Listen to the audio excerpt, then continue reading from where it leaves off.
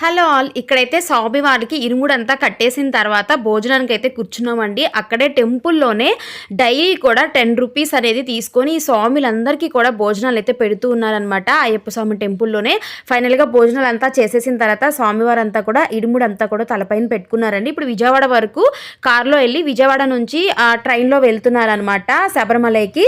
So ఇక్కడైతే మేమంతా కూడా ఎదురైతే రమ్మన్నారనమాట. అందుకని ఎదురొచ్చేసి వాళ్ళని అయితే సాగనంపుతూ ఉన్నాము శబరిమలైకి. సో క్షేమంగా వెళ్ళేసి క్షేమంగా రావాలి అనేసి వెళ్తూ ఉన్నాం అనమాట. సో విజయవాడ నుంచి వాళ్ళకి శబరిమలైకి 24 అవర్స్ జర్నీ అటండి ట్రైన్కి. సో జర్నీ అనమాట. సో వెళ్ళిన తర్వాత ఒక 1 డేలో వాళ్ళకి దర్శనం అంతా అయిపోవాలి అని మనస్ఫూర్తిగా కోరుకుంటూ ఉన్నాము. ఫైనల్గా అయితే సాగనంపేశామండి స్వామివారిని. సో అయ్యప్ప స్వామి పూజ అయితే చాలా బాగా జరిగింది. నాకైతే చాలా అంటే ఫస్ట్ టైం చూసినా కూడా చాలా మంచిగా అనిపించింది అనమాట. ఈ ఫస్ట్ టైం దగ్గరుండి చూడడం అయితే ఇదే ఫస్ట్ టైం అనమాట. Thank you.